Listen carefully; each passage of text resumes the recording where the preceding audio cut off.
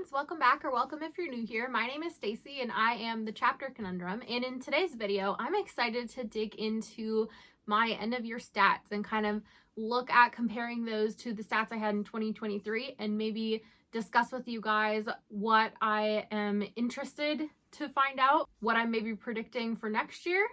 Yeah, it'll be a fun time. I like tracking my stats and I like figuring out the trends and kind of chatting about them. So without further ado, let's go ahead and get right into it. And before I forget, I need to move over and leave myself room to put graphs and things here. So yeah, the first thing I always talk about is how many books did I read. So my goal for 2024 was 120 books, which normally is no problem for me. But this year, towards the end of the year, I ended up reducing that goal to 100. And I did happily hit 100. I ended up reading 114 books in 2024. But 2024 had some big life changes for me. You know, like I moved to a new country unexpectedly. I've been dealing with immigration paperwork. I'm married. Yeah, I now have, you know, Jake in person with me. So we spend more time doing things together outside of reading, you know, all that sort of stuff. And then I also just had extra stuff going on, like just trying to get my life set up in the US a bit more. You know, all that takes time for sure. And probably the biggest difference is now I have a YouTube channel. So a lot of my time goes into filming and editing as well instead of reading. So in 2023, I read 140 books. I think going forward, my goal for 2025 is also going to be 100. And then if I hit that, then I'll bump it up to 120. But for now, 100, I'm happy with. So next up, let's talk about how many pages I read, because books doesn't tell you a whole lot if you're a fantasy reader predominantly like me. Pages kind of gives you a bit more. So normally in the past, like not so much 2023 and 2024, but like 2022, 2021, I usually have no problem hitting past the 50,000 page mark. In 2023, that slowed down a bit and I was at, I think, 48,000 pages. I'll put it here. But in 2024, I hit, I think, only about 42,000 pages, which is still good considering I read less books. And I'm not surprised to see that number lower given what I discussed with the book count section. Next up, I always like to look at how many rereads did I do. So in 2023, I only did about 7 rereads, I think. In 2024, that increased dramatically to 16. But there were reasons for a lot of that. One of my goals for a long time has been to finish out some dang series. And a lot of the series I was working on had been a long time since I had read previous installments. And I had to go back and reread in order to get full enjoyment of that. And then also, you know, my husband Jake did things like the Harry Potter read along again, where I kind of joined in for that just for fun nostalgia's sake. So, you know, all of that kind of worked towards my reread count being higher. Typically, I'm somebody who kind of doesn't see myself as much of a rereader, but I think going forward that may change a little bit more. I have been noticing when I've been rereading fantasy books in particular, especially when they're a little bit more detailed or more epic in scope, I find a lot of new information nuggets or things I didn't quite grasp the first time around. And I'm finding a lot of kind of joy in digging into the details of the series a little bit more. And also it's fun for me going into something already kind of knowing the context. I definitely find my reading experience is better that way. And so going forward, I have a feeling I'm going to probably start seeing a little bit more rereading happening, especially with fantasy. And especially since I still have a goal next year to, you know, stay on top of those series I'm in the middle of. And I've kind of finished out the more easier ones where I had like one book left. And now I'm into the ones where I either have to read multiple books or need to reread in order to continue. And so, yeah, I do anticipate this kind of growing. So let's get into series next, since we've kind of already touched on that. In 2023, I think about 55% of the books I read were part of series and about 45% of those were standalone. This year, because I read less and because I participated in readathons, and my highest kind of like book count months were those readathon months when I tend to pick up more standalone things, it did change a little bit, but not drastically. This year, I was right at 50-50 series standalone. So I'm, you know, not upset with that. I feel like I'm still kind of keeping on top of how many series I'm in the middle of. It hasn't grown drastically. It's a little higher than it was in my mid-year update. I think in my mid-year update, it was at 23. And right now, it is sitting at, let me go look. And as of right now, I think I'm sitting at 27, though I haven't really fully counted to make sure. But my Discord profile, where I usually keep on top of, says 27. So we're going to go with that. In 2023, I picked up and started 23 new series. In 2024, that number was 21. So I'm happy to see that a little bit lower. I was a little bit more disciplined in starting a few less series. But, part of that could just be that I read less overall. Sequels, I read less sequels this past year than I managed to in 2023. So in 2023, I had read 35 sequels, I think. In 2024, I only managed to read 22. So that's not as great, but I'm still working on it. And a big part of that was usually every year I like to do something called Sequel September. And that is the month where I sort of dedicate to just reading only sequels for as many series as I'm in the middle of as I can fit in. But this year, September was a challenging month for me in terms of how much reading I could do. We had kind of two sets of company, one at the end of August and one in mid-September, and both of them happened to get me sick with some kind of bug. And so I spent the vast majority of September kind of like laid up, not really wanting to read, not having the best concentration. September was really like, okay, I'm just going to dig into enjoying some trash TV because I'm not feeling well. And then also it was busy in terms of getting a few more things set up life-wise. It just happened to work out that it was the time where I could start, getting my Virginia ID and driver's license and registering a car, getting car insurance, all of that type of stuff was kind of like September, October. And then also we did plan a whole new concept for the Stephen King readathon last year, and definitely a lot of prep work for that happens a month, 2 months before. So that's also part of why, September was a little bit lower for me and why I didn't read as many sequels.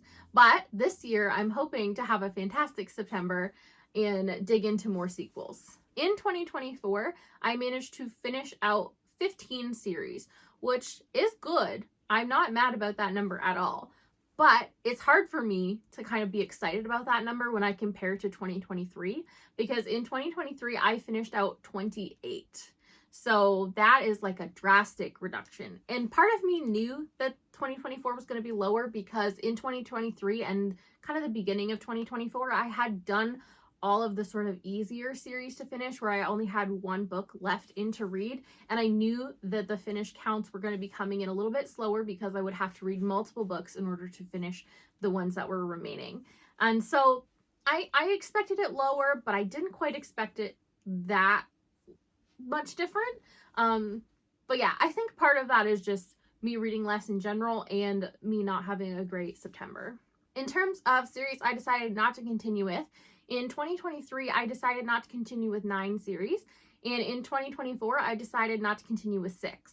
And so I'm happy to see that number go down in a way.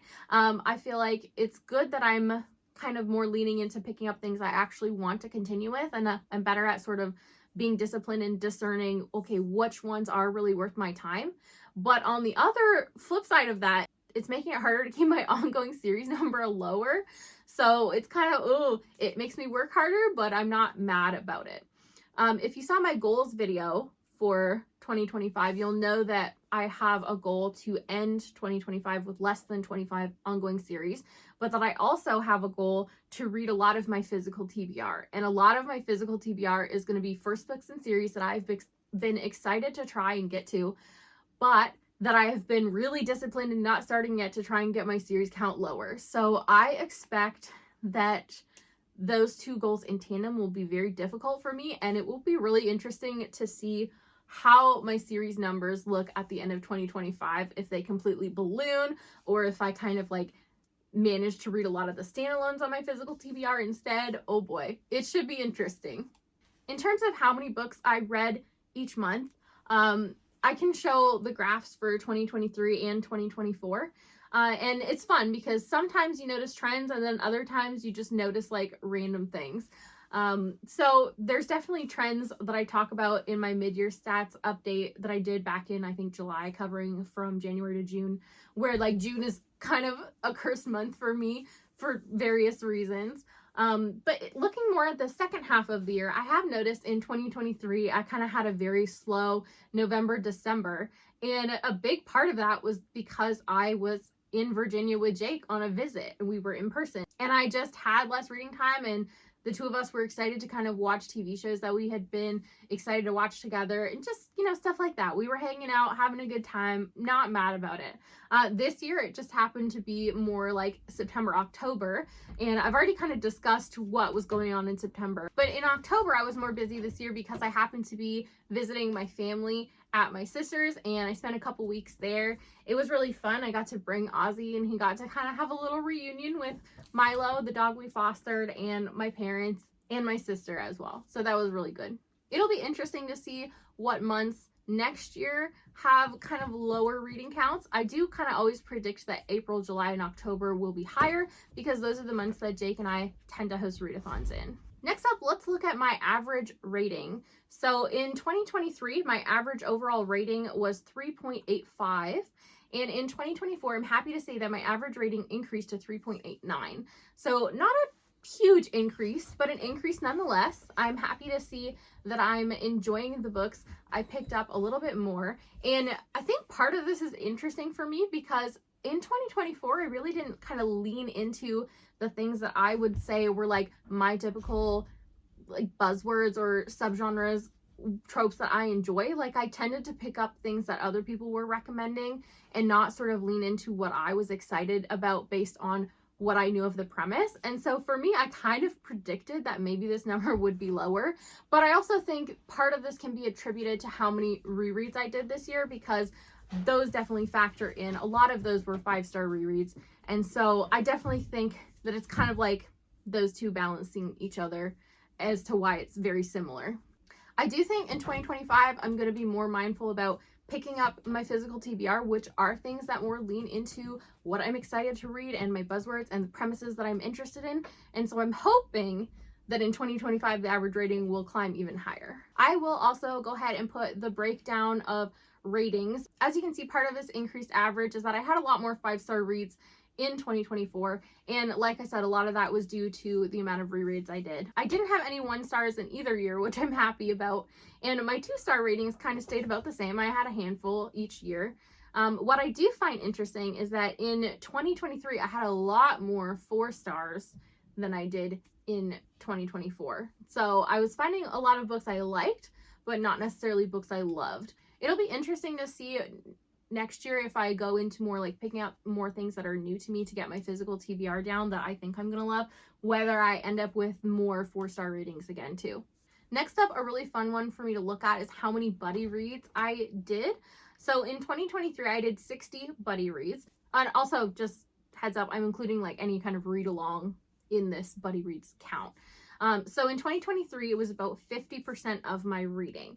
And that is a lot, but it also is lower than it has been historically. Like in 2022, 2021, that percentage would have been even higher. In 2024, it ended up working out to 41 buddy reads, which is a slightly lower percentage, again, of my overall reading. And I'm kind of happy to see this number go down a little bit. I am happy that I still have, a considerable chunk of my reading as buddy reads or read-alongs, but I do need to be a little bit more disciplined in saying just because I want to read this doesn't mean I want to read it right now. I don't need to be over committing myself to buddy reads and read-alongs and have a crazy TBR that I can't get through, then I get behind, and I just like having space for mood reading and to work on my other goals. So I am happy that this number is dropping, but that is still a considerable chunk of my overall reading, if that makes sense. I'm not sure what to expect in terms of 2025. I have a feeling it will end up kind of staying a little bit more consistent with this year instead of continuing to drop, but we will see. So another interesting stat to look at is the age demographic spread of what I ended up picking up. In 2024, about 75% of what I read was adult, and then I had more like 18% that was kind of like new adult, young adult, and then I think about 7% was middle grade and children's. But in 2023, I was picking up a lot more adult content and like no middle grade. So that's part of the shift. But I think about 85% of what I picked up in 2023 was adult. I do think that a big part of the reason of the overall sort of number shift here is that I just read less in general, but when I did most of my reading was during readathons where I was trying to cram a lot in. And so I was very intentional about picking books that were a little bit less dense, more towards like middle grade, young adult, things I could get through a little bit more easily, things that I could do on audio a little bit more quickly that, you know, just didn't have quite the amount of like flip-flopping around in timelines or just the amount of detail to pay attention to. And so I do think in the future that this will kind of even itself out to being a little bit higher in the adult category, if I just end up with more consistent reading throughout the months instead of having so much of my reading happening in the readathon months and just like drastic drops in some of the off months. Next up, let's look at the format that I read books in. In my mid-year stats update, I predicted that I would maybe have a bit of a higher ebook percentage because I have Jake's old Kindle and a Kindle stand now, but sadly it's stayed very consistent and I really haven't picked up that many more ebooks yet. But I will say that a huge part of that is just me trying to be very consistent and intentional with reading more sequels and series, and also just already having kind of figured out the format of what I was reading the Buddy Read and Read Along books in. I had kind of already acquired those, and those two things kind of made up the bulk of my reading. So my format stats are very consistent throughout both years. I think both years I had kind of like 74-75% on audio if I'm including mixed media, and something like 11 or 12 ebook and like 12 to 13 physical books. I do predict in 2025 that either the mixed media portion or the physical book portion will be a lot higher, and that is specifically because I have a goal of reading a lot of my physical TBR. I do think that mixed media has the potential to be very high because I have recently acquired a lot more library cards. If you watch my reading goals video, one of the things I talk about is potentially getting rid of my Everend subscription because of their service model change that is eventually coming. Thankfully I'm still billed through the Canadian subscription and I never switched it to kind of like US billing, and so I haven't been forced into the change that has happened in the US with the subscription model. The Canadian version hasn't had that switch happen, and it's not even available if you want it. So yeah, but I am planning on eventually canceling that, and now that I'm in the US, it's a lot more accessible to go to neighboring counties and you can get library cards for free in those counties. And so Jake and I have already done that, and also one of our neighboring counties is Hoopla, so I was able to kind of find a lot of what I had on my ever and save list between the various libraries or Hoopla. So I'm definitely excited about that. And I'm considering kind of purchasing like a non-resident card somewhere else to kind of like bulk up that selection even more. Because I have noticed that, well, a lot of like romance, thrillers, nonfiction, that kind of stuff that is on my TBR or that I'm interested in is available through the libraries. Not a ton of like modern sci-fi fantasy or even an older fantasy, and not a ton of horror that I want to be reading is there. And since fantasy is definitely the bulk of my reading, I do kind of maybe hope to find a library that has a really awesome like Libby selection for kind of like fantasy, but not even just fantasy in general, like less literary fantasy and more like epic fantasy and like dark fantasy. So yeah, I will kind of look into that. I might check my sister's Libby out when I see her, because I'll be seeing her at the end of February. And if her library has a great selection of those things, I may go in person and get a non-resident card and just pay for hers, because I do know that her library generally has good selection and short wait times on Libby. In terms of where I've been sourcing books from, I've been pretty consistent, and the top three are kind of always like the library, Everend, and Audible. Which I'm glad to see, because I'm glad to see that I am making use of the subscriptions that I'm paying for and making use of my library. But I do definitely think that next year this is going to be drastically different, especially since I want to cancel my Everend. I kind of see that percentage being more taken over by physical TBR, hopefully. I have acquired definitely a bigger collection of physical books, and I am excited to get to some of the things that I have been very disciplined in putting off in starting new series. So yeah, a little bit scared, but also very exciting at the same time. And I definitely see this changing next year, but so far this has remained consistent. So in terms of genre spread, let's talk about that. So through the years, my most read genre has kind of always been fantasy. So it's interesting to see that the overall percentage of fantasy I was picking up did get reduced a little bit. But I do actually have a few more surprises. So I'm surprised that horror has stayed very consistent with me at about 9%. And I'm also surprised that I was picking up way less sci-fi this year, because usually I really enjoy it when I read it. And so it just is kind of strange that I didn't read very much of it this year in comparison to previous years. Hopefully in 2025, I will pick up more sci-fi, but we'll see. I do also predict in 2025 that the percentage of thrillers that I'm picking up will increase, because now not only am I committed to a thrill, chill, or kill book every month, but I'm also committed to a John Mars book every month with those 2 read-alongs. And I've already read January's books for both of those and have enjoyed them both. So I am looking forward to digging into more thrillers. It's also funny, I did realize kind of last fall, when I was picking thrillers for Ian, that I really hadn't read a lot of the popular thrillers that I've heard things about or that I'm interested in. And so I'm excited to kind of get into more of those this year. The other notable thing here seems to be that I am picking up more romance. And I do think that a big part of that this year has been that those are things I tend to read during readathons, because they tend to be less dense, they're good on audio, they're usually things I can get through quickly. And so because a larger percentage of my reading this year happened during readathon months, I do see that as kind of part of it. But the other sort of interesting thing that kind of played into this, I think, is that a lot of the time Jake and I were trying to read our physical books a little bit to try and clear some shelf space for things that we knew we were going to be receiving for Jake's birthday or for Christmas towards the end of the year. And so one of the things I know that like is on the shelves just for me that Jake is probably not going to have interest in or read is contemporary romance. And so I definitely picked some of those up to try and like read through them so that we could unhaul them and make room on the shelves, especially since those are things I generally don't reread.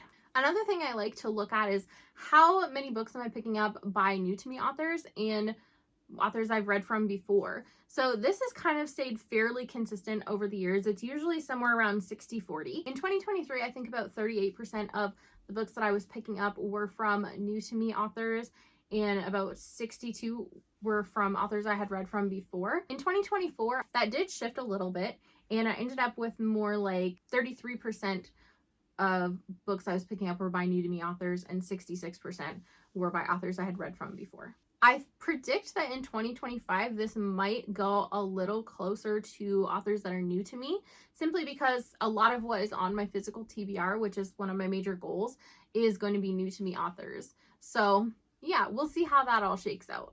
So another interesting thing to look at for me is how many of the books I'm picking up are by female or male authors, and kind of comparing the two. So in 2023, I picked up more male authors than I did female. It was like 55-45, I think. But in 2024, I definitely picked up more female authors, which I'm happy about. It was more like 60-40. I don't really have many predictions in terms of like how this trend is going to shape out in 2025. I guess it probably largely depends how many of the books on my physical TBR are one or the other. I haven't really worked that out in any capacity, so I am excited to see kind of what happens with this going forward. And then the last major stat I like to always track is what publishers am I picking the most up from. And this to me is kind of useful in figuring out, if I get to the point where I want to be requesting ARCs, which publishers should I kind of be considering building a stronger relationship with, or which publishers should I tend to request from a little bit more. And in 2024, it was kind of a little bit more tricky to sort of have that determination because the spread was kind of a little bit more even. Surprisingly, the highest publisher count for me was Scholastic, which I think it's just a coincidence that like all the middle grade and children's books I picked up for a lot of the readathons just happened to be Scholastic. Usually that probably wouldn't even be on my radar. But in terms of fantasy, I had a very even spread this year in terms of like Orbit, self-pub books, Tor, Del Rey. And I think that's just largely because a lot of the read-alongs I was doing just were from different publishers. Usually I would kind of have one that's like higher on the list than the other based on what publisher did like the read-along series that I'm doing. Like in 2023, you can definitely tell that one of the series I read along was published through DA and it was Shattered Sands. It's going to be interesting to see which publisher ends up being my most common in 2025. And I haven't even looked at like who publishes the series that I'm doing read-alongs for, so I don't even have predictions for that at this point. I do think that a lot of, this shelf that I have behind me that has a lot of my unread fantasy is Orbit. And I do know that I'm going to be doing a Faithful and the Fallen read-along. And the sequel series, starting with Time of Dread, like that's Orbit. So I have a feeling that Orbit's going to be high on my list next year, but we'll see. So that was it for the stats I wanted to look at and talk to you guys about. Let me know in the comments if you were surprised to see any of these comparisons or trends in my reading. And also let me know if you have noticed any fun, interesting trends in your own reading. Do you have any predictions of trends for your own stats in 2025 and how they may change? Thank you guys so much for watching. Don't forget to hit like and subscribe on your way out if you want to, and have a fantastic day. Bye!